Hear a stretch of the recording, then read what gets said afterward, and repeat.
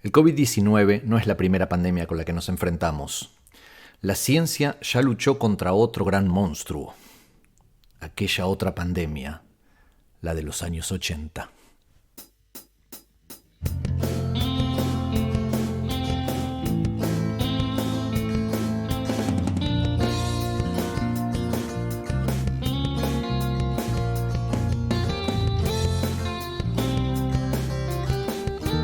Esto es Expedición a las Historias de la Ciencia. Soy Gabriel Gelón y te invito a hacer un viaje en el tiempo al corazón de las ideas. Corren los primeros años de la década de 1950 y en los campos de la región de Auvergne, en el centro de Francia, una niña se dedica a juntar insectos y a mirar la naturaleza.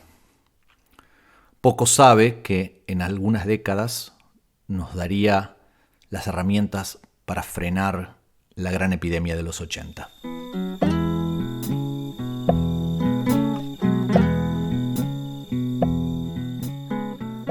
La epidemia fue inicialmente detectada como corresponde por el CDC o CDC en inglés, por Centers for Disease Control and Prevention, esa gran meca en las películas de zombies que está en Atlanta.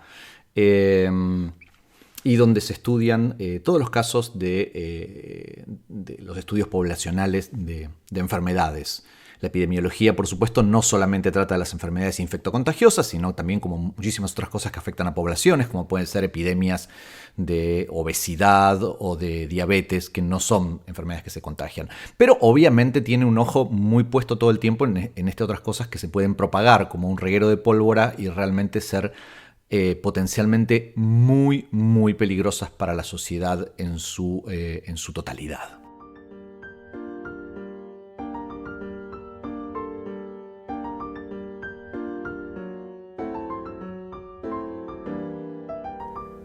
El CDC publica periódicamente una revistita que se llama Morbidity and Mortality Weekly Report, que mortality, todos sabemos lo que quiere decir, es cuánta gente se muere, digamos, en un determinado lapso de tiempo, por lo que sea.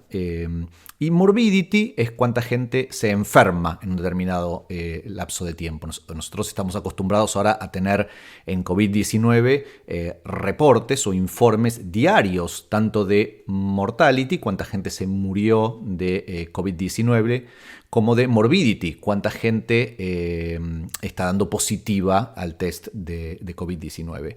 Y el CDC publica esta revista que es Weekly Report, o sea que todas las semanas hace este informe. Como Morbidity and Mortality Weekly Report es muy difícil de pronunciar, los científicos le dicen el MMWR o más amistosamente el MMWR. El MMWR sacó un informe en mayo de 1981 publicado por un médico llamado Michael Gottlieb, que trabajaba en la Universidad de California en Los Ángeles. Y en ese informe él reporta 5 pacientes con una enfermedad bastante rara que se llama neumonía por Pneumocystis carini o PCP. PCP porque en inglés neumonía se escribe con P. Pneumonía por Pneumocystis carini. Es una enfermedad muy rara. Pneumocystis carini es un hongo en realidad y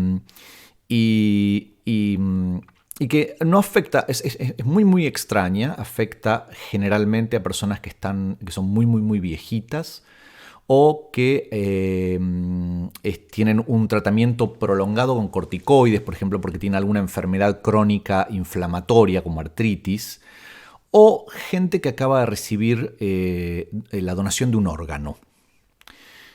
Es una enfermedad complicada, es difícil de tratar porque ustedes saben que cuando uno tiene una infección con una bacteria, uno toma antibióticos y los antibióticos son maravillosos porque las bacterias, se acordarán de la escuela, quizás las bacterias tienen células que son muy diferentes a nuestras células. Nosotros tenemos células eucariotas y las bacterias son células procariotas. Y son tan diferentes que hay sustancias que pueden matar y destruir totalmente a los procariotas y a nosotros no nos hacen nada. Y eso está buenísimo. Y esas sustancias se llaman antibióticos.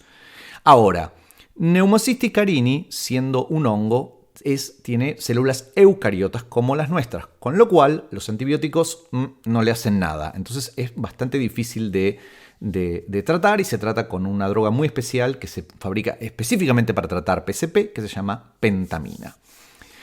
Ahora, Gottlieb se dio cuenta, esa es una enfermedad que agarra, por ahí cada 5 años tenés un caso, y él de repente en un mes tenía 5 pacientes con PSP. Algo había raro.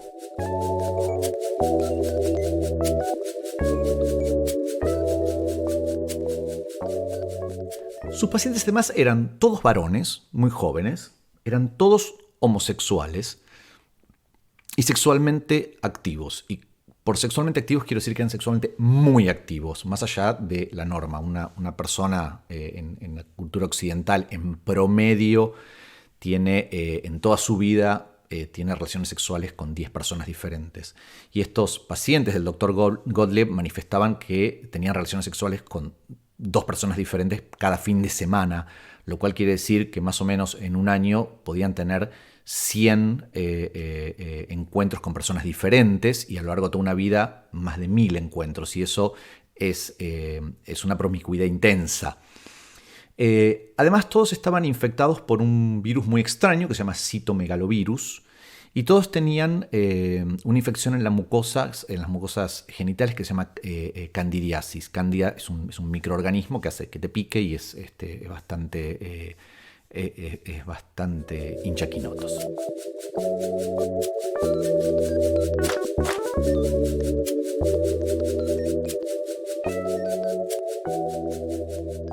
Todo esto le pareció curioso y alarmante a Gottlieb porque ninguna de estas personas entraba dentro de la población que normalmente es afectada por PSP. Con lo cual le pareció que había que tomar nota, había que publicar esto y se lo comunicó inmediatamente al CDC.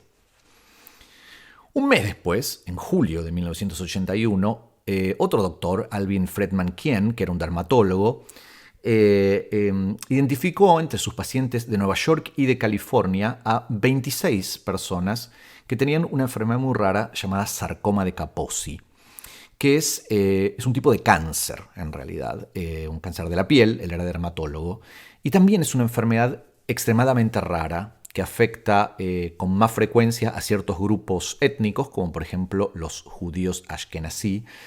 Y también se da en personas muy muy viejitas o personas que están con un tratamiento prolongado con corticoides porque tienen alguna afección crónica inflamatoria o que acaban de recibir la donación de un órgano.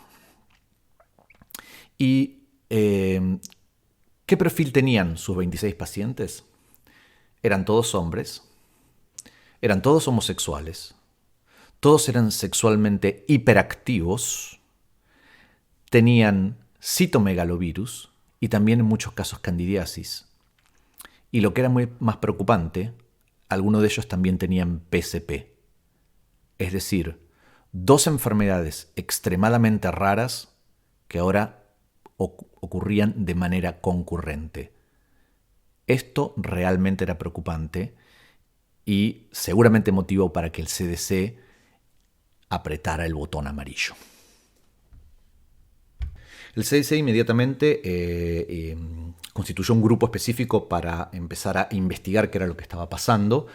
Enseguida se dieron cuenta de que los números de personas afectadas de esta manera estaba creciendo y que tenía una alta tasa de mortalidad.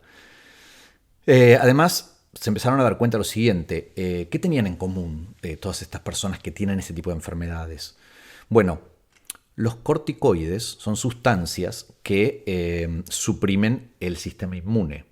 Y además, las personas que reciben un órgano, el problema cuando uno tiene un implante de un órgano externo de otra persona es que generalmente lo rechaza. Entonces, para no hacer ese rechazo inmunológico, inmunitario, lo que se hace es suprimir la inmunidad del paciente. Y los viejitos son personas que su sistema inmune no está funcionando muy bien. Es decir, que todos tenían en común que su sistema inmune parecía estar comprometido. Y efectivamente detectaron que todos esos pacientes tenían un montón de otras afecciones como culebrilla, fiebres inusitadas, diarreas, dolores en el cuerpo, dolor de garganta todo el tiempo, que hablaban de que estaban siendo colonizados, digamos, por microbios que podían tomar lugar en su cuerpo porque justamente no tenían sistema inmune. Y efectivamente empezaron a mirar a la sangre de estos pacientes y se dieron cuenta que todos ellos tenían un conteo muy muy bajo, casi no tenían un tipo de célula inmunitaria muy especial que se llaman linfocitos T4 o linfocitos CD4.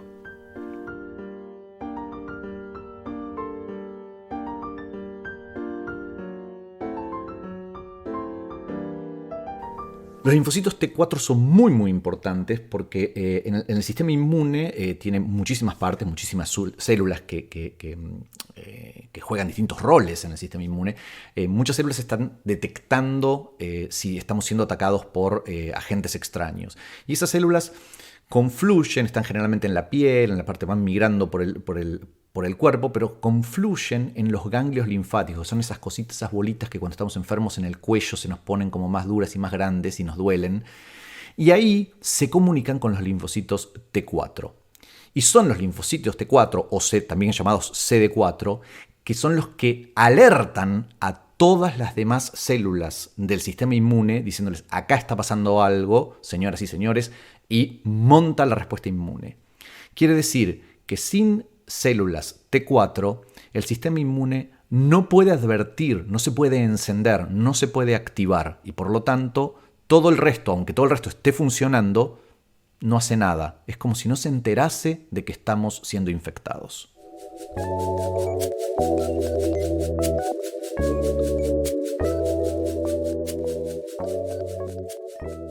Bien, entonces tenemos una enfermedad que parece atacar a hombres homosexuales y que produce una disminución del sistema inmune. Pero en esa época ni siquiera sabían qué lo causaba, ni siquiera sabían si era contagiosa o no. De hecho, uno de los estudios iniciales que hicieron en este grupo comando del CDC, que fue en el año 82, estuvo dirigido por dos médicos, Darrow y Auerbach, lo que hicieron fue entrevistar a hombres homosexuales que tenían o PSP o sarcoma de Kaposi. Y les pidieron a cada uno de ellos que hicieran una lista de todas las personas con las que habían tenido relaciones sexuales a lo largo de su vida y que les dieran los teléfonos y contactos de esas personas. A su vez fueron y entrevistaron a esas otras personas y les preguntaron exactamente lo mismo y así fueron armando como una cadena y se dieron cuenta que todas las personas que padecían sarcoma de Kaposi o PSP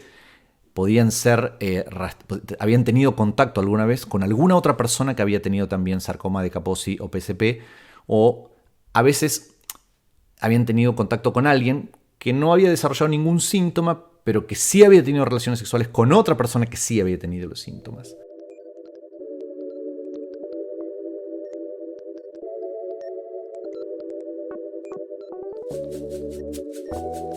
Y lo más grave de todo es que detectaron que en muchos de esos casos los síntomas habían aparecido en ambos pacientes mucho después, hasta 22 meses después del encuentro que los había unido sexualmente. Y esto quería decir algo muy grave, algo que estamos viendo ahora con el COVID-19, que es que había un periodo de incubación muy grande, y eso, como todos sabemos, en una epidemia es algo muy, muy complicado, porque quiere decir que hay gente asintomática que está por ahí contagiando y haciendo que la epidemia se esparza. Bien, entonces con estudios como este, ahora sabían que efectivamente esta enfermedad, a la que nombraron SIDA, por síndrome de inmunodeficiencia adquirida, era de contagio sexual. Después descubrieron que había otras formas de contagio. Pero una cosa muy interesante, todavía no tenían la menor idea de qué lo causaba, digamos. Estamos hablando del año 1982, o sea, estaban actuando muy rápido. Lo habían detectado en mayo del 81 y ya en el 82 le habían puesto nombre, tenían una formas de diagnosticarlo y empezaban a detectarlo en más y más gente. Y una de las cosas que vieron es que había pacientes de hemofilia que estaban desarrollando sarcoma de Kaposi e inmunosupresión. Y esto es muy interesante. La hemofilia, como ustedes saben, es una enfermedad por la cual una persona no puede coagular su sangre. Es una enfermedad que afecta generalmente a varones y es hereditaria. Y en efecto lo que faltan estos pacientes carecen de ciertas proteínas que están en la sangre, que son las que hacen que la sangre se coagule. Entonces, para tratarlos, es una enfermedad gravísima y horrible, pero que ahora uno puede tener una vida básicamente normal, pero tiene que administrarse las proteínas que le faltan.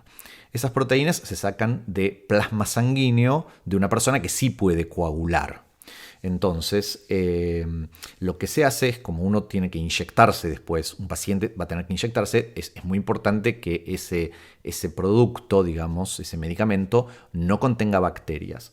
Para lo cual, el plasma de personas que sí coagulan, personas normales, podríamos llamarlas, se hace pasar por un filtro. Ese filtro tiene una malla tan chiquitita que no deja pasar bacterias. Esta es una manera de esterilizarlo, porque no podríamos pasteurizarlo, no podríamos hervirlo, digamos, porque destruiríamos todas las proteínas que estamos queriendo justamente introducir en la persona hemofílica. Entonces, se va a atravesar por este filtro que tiene una malla tan chiquitita que no deja pasar bacterias. Sin embargo, lo que estamos viendo es que pacientes hemofílicos contraían SIDA, justamente porque estaban utilizando este producto que viene de plasma, viene de sangre, de un montón de donantes. Con lo cual razonaron, esta enfermedad tiene que ser transmitida por algo que sea tan chiquitito que pase por un filtro que no deja pasar una bacteria. ¿Y qué cosa es un agente patógeno que es más chiquito que una bacteria? Exacto, un virus.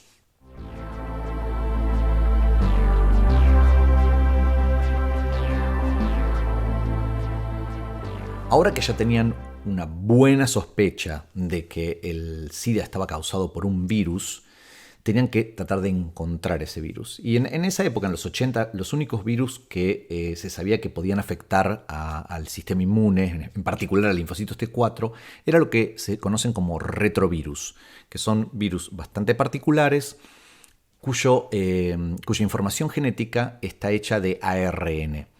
Y eso tiene una implicancia bastante particular, que es la siguiente. Nuestras células no pueden hacer ADN a partir de ARN, pero como parte del ciclo de vida del virus, el virus tiene que agarrar una molécula de ARN y transformarla en ADN. Y para eso usa una maquinita molecular que se llama retrotranscriptasa, que es propia del virus. Y nosotros no la tenemos. Quiere decir que si hay una célula que está infectada por un retrovirus, va a tener esa maquinita, va a tener la capacidad de retrotranscribir, o sea, va a tener la función retrotranscriptasa. Y las células en general no lo tienen. Quiere decir que eso es una forma de detectar si un retrovirus está adentro de una célula o no. Fue entonces que a un francés en el Instituto Pasteur de París, llamado Luc Montagnier, se le ocurrió que podían tratar de detectar si en las células, si en los linfocitos de pacientes de SIDA había función retrotranscriptasa. Y era una buena idea porque resulta que había una joven investigadora en un laboratorio ahí cerca, también en el Instituto Pasteur, que sabía muy bien cómo detectar retrotranscriptasa en células. Esa mujer se llamaba Françoise Barré-Sinoussi y había estado en los campos del centro de Francia buscando insectos, y eso era lo que le había llevado a transformarse en bióloga y a investigar virus, y ahora estaba trabajando en el Instituto Pasteur.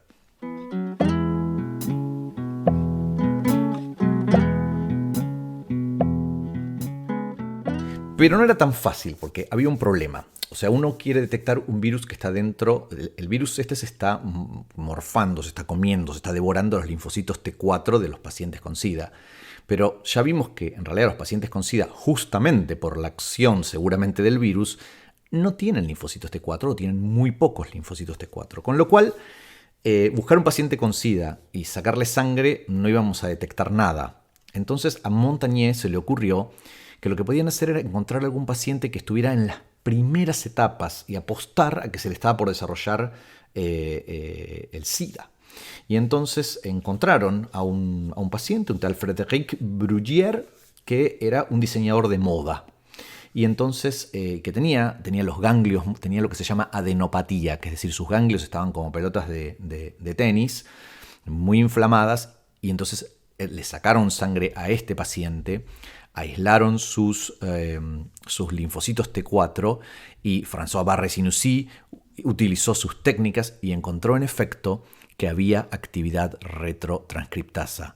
Es decir, que los linfocitos T4 de este paciente que parecía que estaba por desarrollar el SIDA tenían un retrovirus.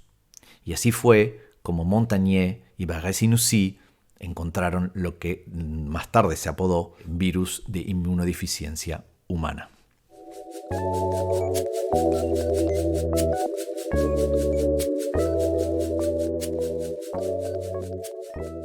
Esto fue en mayo de 1983 y la verdad que podríamos detener la historia acá porque eso fue el momento pico en el cual, habiendo aislado el virus de HIV, uno podría empezar a secuenciar su ARN y con esa secuencia se pueden construir herramientas para detectar el virus y entonces se pueden hacer diagnósticos tempranos, con lo cual se puede empezar a tratar a los pacientes más tempranamente, se puede determinar si hay sangre que está contaminada, en fin, se abren las grandes avenidas para empezar a atacar este problema e incluso una vez que está aislado el virus se puede estudiar su ciclo de vida y ver cuáles son las características especiales en las cuales uno puede empezar a ponerle palos en la rueda para evitar que se duplique.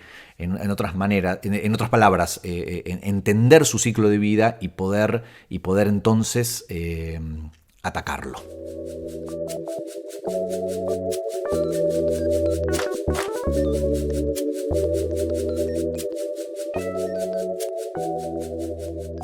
Y decía, podríamos terminar acá, pero la verdad es que hay otra vuelta de la historia, que es que un año después de esto, en mayo del 84, otro investigador, un investigador norteamericano llamado Robert Gallo, que trabajaba en el National Cancer Institute en Maryland, en Estados Unidos, dijo que también había aislado un virus y lo publicó, y salió publicado, que era el virus de SIDA. Entonces se empezó a armar una controversia, a pesar de que el grupo francés lo había descubierto un año antes, de quién había descubierto el virus del HIV, patatín, patatán, y hubo toda una pelea.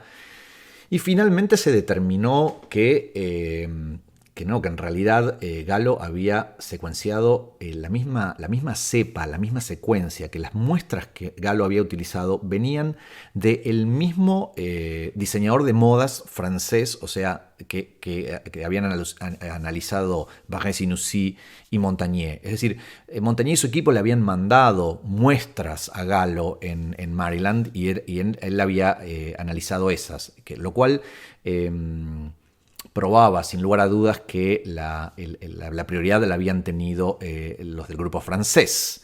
Sin embargo, el tema siguió y siguió y siguió hasta que finalmente en el año 87 el presidente Ronald Reagan y el presidente Jacques Chirac firmaron un acuerdo de que compartían el prestigio. ¿Por qué? ¿Por qué era tan importante compartir esto? Justamente porque lo que venía después era la patente, es decir, el derecho a hacer mucho dinero con los tests de detección que surgieran de las secuencias del virus HIV.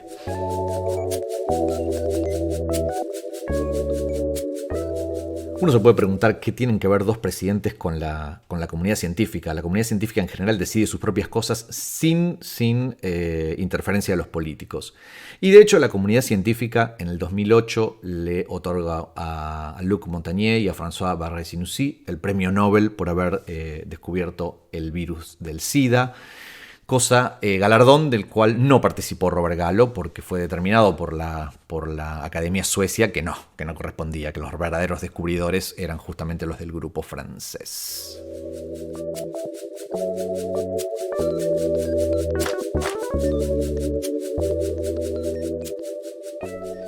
Y bien, como dije antes, este fue el inicio de la gran batalla que duró muchísimo tiempo y que sigue transcurriendo ahora, batalla contra este virus tan despiadado y tan difícil pero justamente la batería de herramientas y de armas que tenemos para combatirlo se derivan de conocer el virus, o sea, de este trabajo inicial del grupo francés.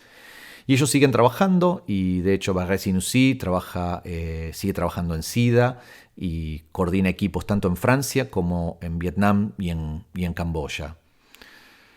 Una suerte, ¿no? Que esta niña que estaba mirando insectos en los campos de Francia, decidió seguir con su pasión de la biología, estudiar esta disciplina y volverse científica. ¿Y qué nos enseña esta historia acerca de la ciencia? Bueno, una de las cosas que nos muestra es que no hace falta tener gigantescas tecnologías y rayos láseres, realidad virtual y secuenciación de ADN y no sé qué, no sé cuánto, para hacer progresos realmente importantes. Toda la primera etapa del estudio de SIDA fue epidemiológica con estudios muy tradicionales donde había que mirar cuidadosamente qué les pasaba a los pacientes y hacer correlaciones. Uno de los grandes estudios críticos que determinó la transmisión sexual del SIDA se hizo simplemente entrevistando a personas. A veces en ciencia no hay que recurrir a la última tecnología, sino hacerse las preguntas adecuadas y buscar aquellas tecnologías que nos permiten contestar esas preguntas. Y a veces la más simple es la mejor. Otra cosa que nos muestra es que muchas veces en ciencia las cosas no se ven directamente, sino que se infieren. Por ejemplo, la idea de que el SIDA estaba producida por un virus, no es que se detectó el virus directamente, pero justamente se vio que pacientes hemofílicos eran contagiados. Entonces, ¿cómo podía ser que no fuera por vía sexual? Entonces dijeron, bueno, hay algo en la sangre. Y si esa sangre siendo filtrada por una cosita que no deja pasar bacterias, quiere decir que el agente causal tiene que ser más chiquito que una bacteria. Y eso no se ve, se infiere. Es decir, que hay que ser muy astuto para exprimir la información a las cosas que uno encuentra.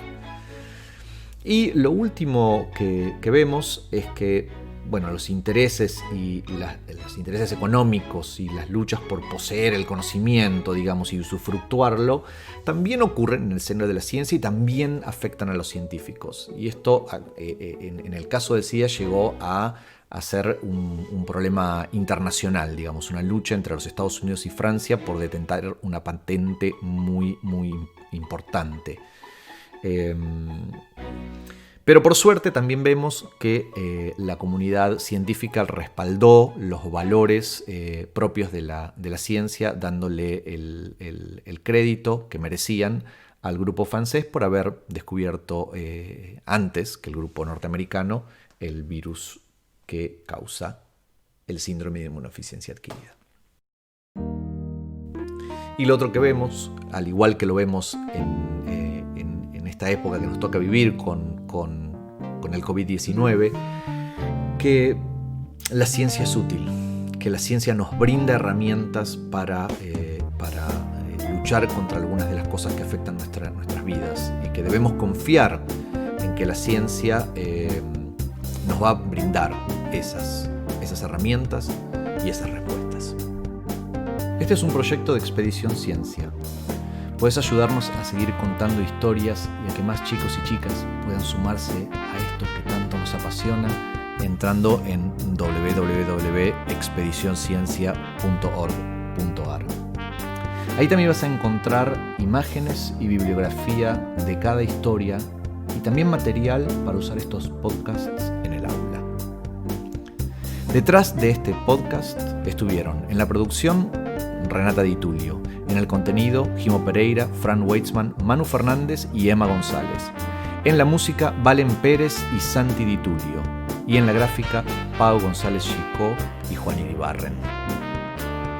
Qué bueno hubiese sido haber podido hablar del paciente de Berlín, una de las 2 personas que se curó de SIDA con una tecnología increíble.